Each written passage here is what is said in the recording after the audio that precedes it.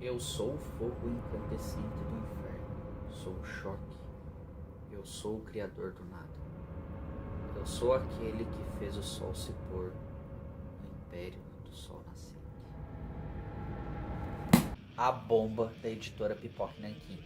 Galera, dá uma olhada só na quantidade de coisa que eu marquei nisso daqui. Eu fiquei tão vidrado e tão empolgado e preso todas as vezes que eu pegava para ler, que cada vez que eu começava tinha alguma coisa que eu queria marcar e deixar ali especificado para algum momento em que eu precisasse retomar. Essa obra, galera, ela é sem sombra de dúvida a melhor coisa que eu já li da editora, assim, fácil. Eu coleciono bastante coisa, até dá pra ver aqui, ó, nessa parte da estante aqui e daqui do meu lado, aqui nessa parte aqui também. Eu praticamente tenho tudo que a editora já lançou, mas nada se compara à bomba, de verdade, gente, porque a obra ela faz uma retratação da criação da bomba atômica desde quando o urânio surgiu, no caso. Tanto que ele é o próprio protagonista e narrador de toda a história. Uma das ideias mais brilhantes que eu já vi até agora em uma história em quadrinho, você se utilizar de um elemento químico para você contar a história de algo que a gente realmente já sabe que aconteceu, já tem noção de muita coisa que faz parte da história e que a gente já tem conhecimento, mas de um ângulo de onisciência que é assustadoramente incrível. A noção de poder e de destruição e consequências que o próprio urânio sabe que tem é de uma maneira assim tão apocalíptica que você parece que sente todo o medo e o pavor daquilo que ela realmente causou, mesmo você não tendo passado por aquilo. Mas vocês sabem muito bem as consequências que causaram logo depois do seu uso e suas finalidades pela construção de uma bomba. A história foi escrita por dois autores franceses, eu vou ler o nome deles aqui, galera. Didier Alcante e Laurent Frédéric Bollet. Desculpem pelo francês, eu não sou francês, eu não sei falar francês, mas eu sei que eu poderia ter pronunciado melhor. Um roteiro que levou 5 anos para ser escrito, bem na época em que eles estavam planejando para fazer o lançamento dessa obra, prazo que foi estipulado dentro do período limite entregue com louvor, porque, gente, não é querer falar assim bem e rasgar seda aqui da obra só à toa, mas realmente, o desenho disso daqui é maravilhoso, foi desenhado pelo Dennis Roger. Ele faz um trabalho em preto e branco assim tão perfeito e tão assim preciso que você parece que vê em fotografia desenhada. Os personagens desenhados são muito semelhantes aos da vida real. Sem contar na precisão das pesquisas que eles tiveram, né? Tanto que a obra, no final, ela traz aqui nas últimas páginas todas as fontes de pesquisas de livros, de artigos, de documentários e até mesmo de mangás. No caso, um que eles acabam citando, que é o mais conhecido de todos, que é o Gen Pés Descalço. Mas falando a respeito da narrativa da história, eu digo que a história, ela não cansa você, certo? Você pode até parar para pensar, uma história que vai contar sobre aquilo que a gente já sabe. Tudo bem, você pode ter conhecimento superficial daquilo que já se é contado na história. Mas com a profundidade que é aqui, olha só, galera, são mais de 400 páginas de uma pesquisa extremamente aprofundada e detalhada, com pequenas assim e mínimos detalhes de criatividade que eles tiveram para simular situações que na verdade eles não tinham conhecimento, mas fica tão real e tão preciso que cabe dentro da história como algo realmente real, por assim dizer. Algo que também chama bastante atenção é a questão didática, que ela, além de ela ser bastante importante, ela não está presente de uma forma contínua, mas sim nos momentos precisos. A didática que eu falo é a respeito sobre reação em cadeia, sobre fissão nuclear, sobre os pontos específicos que a gente precisa ter noção a respeito da criação e do projeto Manhattan, conforme ele foi acontecendo. Além do mais, a história tem várias pessoas que estão envolvidas, dentre estudiosos, militares, grupo de soldados que também estão em missões para tentar atrasar a Alemanha dentro da construção da bomba deles. Momentos em que também a gente é transportado para ambientações acontecendo no Japão, na União Soviética também. Então a gente é transportado em vários momentos da história para várias situações e vários pontos de abordagem. Então é totalmente justificável essa história ter um corpo do tamanho que tem, com a quantidade de páginas e a riqueza de detalhes que ela precisa ter, porque senão seria só uma história jogada ao relento para você saber aquilo que você já tem conhecimento e sem profundidade nenhuma, o que é totalmente diferente do que está aqui. Além de você estar aprendendo melhor aquilo que já aconteceu na história, você está tendo real noção das consequências que estão por vir daquilo, né?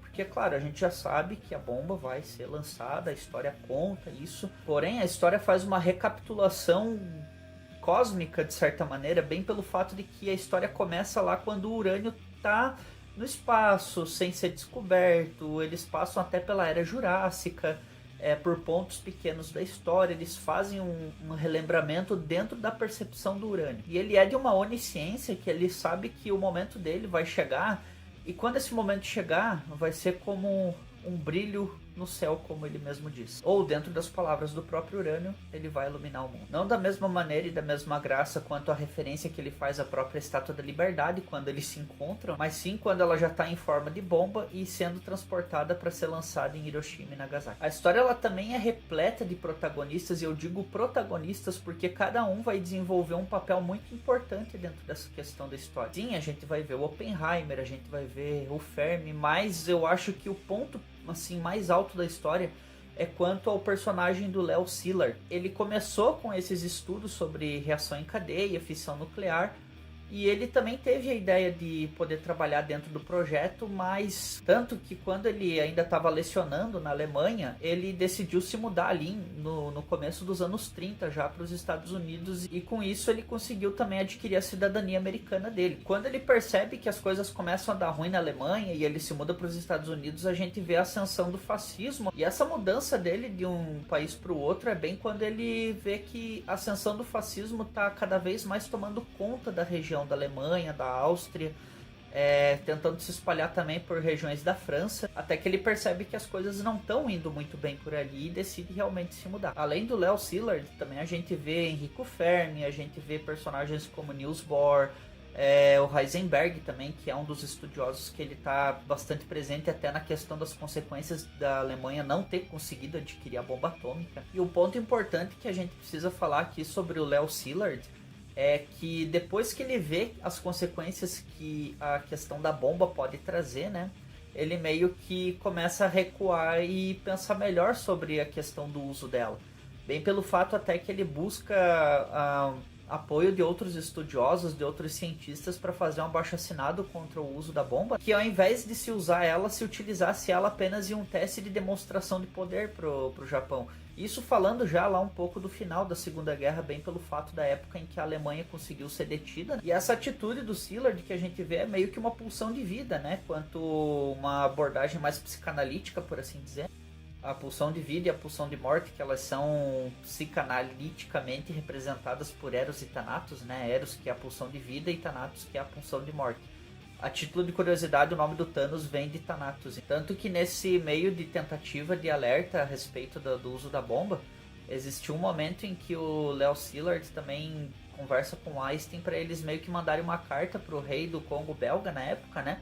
Para tentar alertar eles a respeito desse ataque, dessa construção de bomba. É importante a gente ressaltar que o Einstein ele foi pouco presente nessa questão sobre construção, porém ele não diretamente se relacionava com a construção dos projetos e com a idealização dos mesmos. Algo que é até importante de a gente citar é que na época, sobre a questão de que a Alemanha nazista na época já estava tentando construir uma bomba atômica, no caso, né?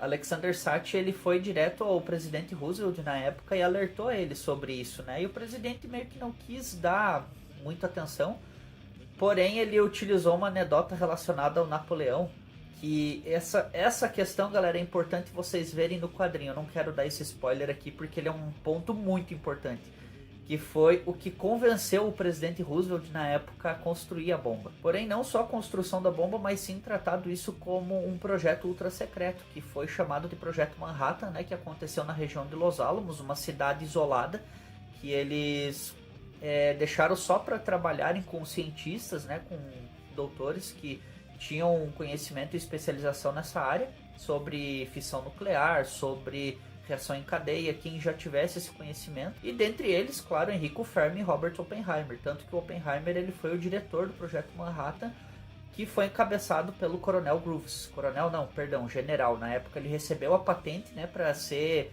é o líder e diretor do andamento do projeto, no caso, né? Mas voltando a falar da HQ. Aqui a gente tem um conhecimento melhor de como que era a personalidade do General Groves, que era a pessoa que primeiro estava cuidando de um projeto de construção do Pentágono, que achava que precisava ir para o campo de batalha, mas não, ele foi transferido para ser diretor do Projeto Manhattan. E pensa num cara desconfiado, gente. Minha nossa, ele era assim desconfiado até de si próprio às vezes. Tanto que o Léo Szilard se afastou da construção do Projeto Manhattan por conta da percepção das consequências que ele estava tendo a respeito, e ele achou que o Léo Szilard, no caso, era um agente infiltrado comunista. Ele colocou soldados para perseguirem ele, ficar monitorando ele 24 horas, e a custo de nada, porque, claro, a gente entende que nessa época ali existia uma questão da dúvida entre os infiltrados soviéticos, que na verdade existiu. Isso foi comprovado depois, né? Mas cada doido com suas paranoias, né? Enfim. Falando um pouco a respeito dos momentos em que a gente é apresentado na região nipônica, os japoneses, no caso ali, eles são apresentados como pessoas pacíficas ali no começo, antes de a guerra realmente estar explodindo da maneira que a gente conhece. Mas a gente vê algumas relações entre algumas pequenas famílias, né? Alguns diálogos curtos que ajudam a gente a imergir mais e a entender a questão da ideologia deles naquela época. Porém, quando a gente vê que a guerra realmente explode, a gente vê um dos lados do Japão que eles meio que tentam apagar, tanto que por conta disso que a gente tem a noção de que a bandeira deles mudou, né? Antes tinha os raios de sol, no caso, né? E essa bandeira mudou logo depois da rendição do Japão. É algo que eles realmente querem tentar até mesmo apagar da história deles. Eu acho que essa questão do país esquecer não é muito boa, porque se a gente deixar isso de lado, ela acaba meio que fazendo com que a gente ignore aquilo que aconteceu.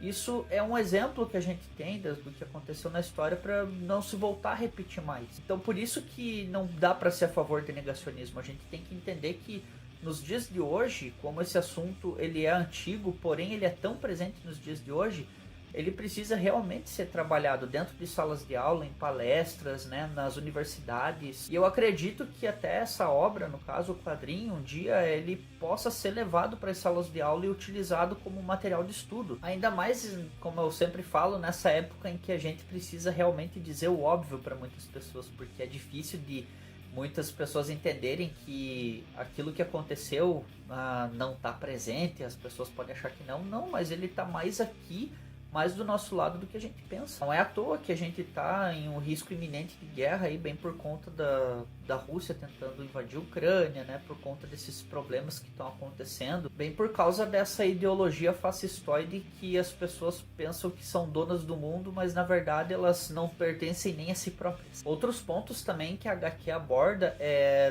na questão sobre os soldados kamikaze do Japão, né, que foram os que fizeram o ataque de Pearl Harbor, que eles eram meio que pilotos suicidas. É até interessante apontar isso porque em alguns momentos da história o próprio urânio, né, o elemento urânio, ele aparece narrando essa questão da história e meio que tirando sarro da cara desses pilotos, sabe? Nossa, você tá fazendo isso à toa. Um exemplo assim, eu tô dando um exemplo esdrúxulo assim, mas tá muito bem descrito no quadrinho a maneira como ele tá se referindo a esses pilotos. De eles estarem tirando a própria vida em vão, de fazerem aquilo por algo que não vai fazer sentido nenhum e não vai mudar nada pra eles. Cada vez que o Urânio aparece narrando alguma coisa, ele sempre vai deixar você com alguma fagulha ali na cabeça, parando pra pensar em algumas questões relacionadas. Como eu disse, ele é meio que um anfitrião do que tá acontecendo, sabe? Ele meio que tá dando essa festa. As pessoas estão fazendo e acontecendo, ele tá assistindo tudo, dando risada, ele tá gozando em cima disso, de verdade, porque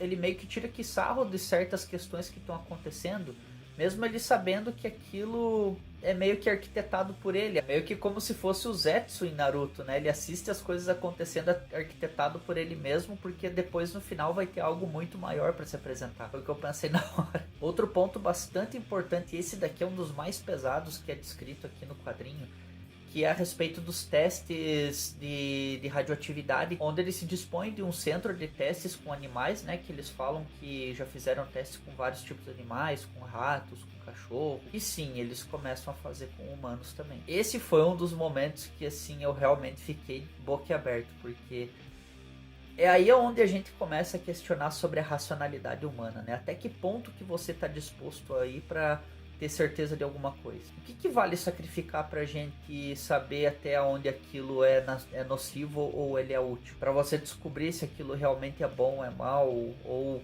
qualquer coisa que você está usando hoje em dia, que você consuma. Quantas vidas foram tiradas para você saber que aquilo que você está consumindo hoje realmente vai ser útil e não vai te fazer mal? Quais tipos de testes que fizeram? Quem que passou por isso? Quais pessoas? Quais animais? É uma coisa que realmente faz a gente parar pra pensar. E isso, galera, foi uma das coisas que eu realmente mais fiquei abalado. A gente sabe que isso é uma das coisas mais comuns que acontecem. As pessoas não querem acreditar, elas querem não pensar que isso realmente é algo de verdade, mas sim, as pessoas elas são cobaias, assim como os animais. Aqui a gente percebe que a humanidade ela vai tão longe ao ponto de se colocar em risco e colocar em risco também inocentes. E isso eu digo dos animais mesmo. Isso tudo em nome do capitalismo, com certeza, porque sempre vai ser. Do capitalismo, do poder de quem pode mais, de quem vende mais, de quem tá na frente, de quem tá atrás. Quantos concorrentes eu tenho que bater, de quantos testes eu preciso fazer para ser melhor do que os outros. São coisas que vão a tal ponto que você se questiona, será que eu também não tô fazendo alguma coisa parecida com isso? Eu sei assim que parece meio doentio falando isso, mas eu realmente gosto de encarar esses tipos de assunto.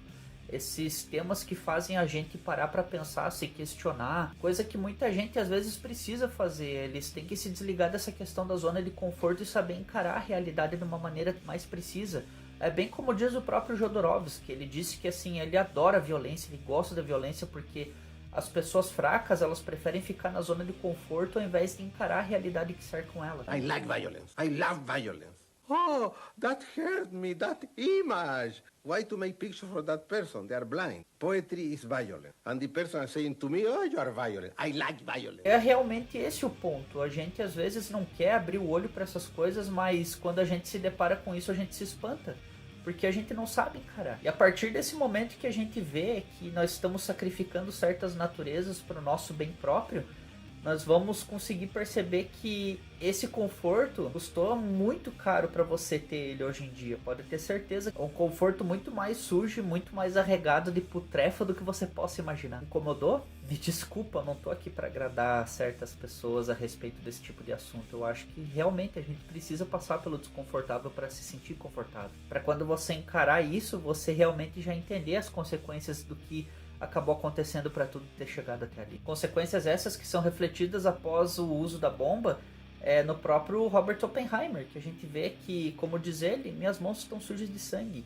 Eu causei isso. Coisa que o vice-presidente Henry Truman, que acabou sendo passado para o cargo de presidente na época porque Roosevelt acabou morrendo, isso também é apresentado no quadrinho, não deu a mínima nenhuma para Oppenheimer. Teve mais ainda que acabar xingando ele do que acabar se compadecendo com a situação. Foi uma falta de empatia incrível e realmente isso também aconteceu. E é nesse momento em que o peso da consciência bate, né? Nossa, eu fiz de tudo para algo ter dado certo, para que isso viesse trazer a paz mundial, mas não com as consequências que ele acabava esperando que fosse acontecer. Pois no final da obra é descrito que a quantidade de mortos era um valor e alguns meses isso acabou dobrando.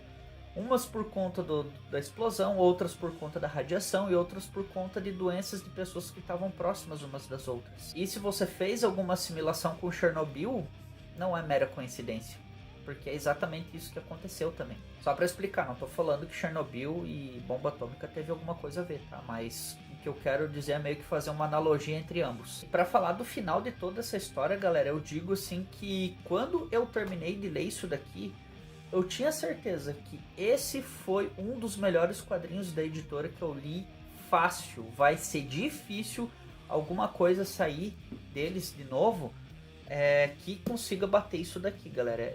Eu recomendo todo mundo ler isso daqui, porque além de ser um documento sobre a história, sobre a criação da bomba, é uma aula de física, de química, de filosofia, até de questões culturais, de antropologia, que bem como eu disse, em vários momentos a gente é transportado por várias partes do mundo.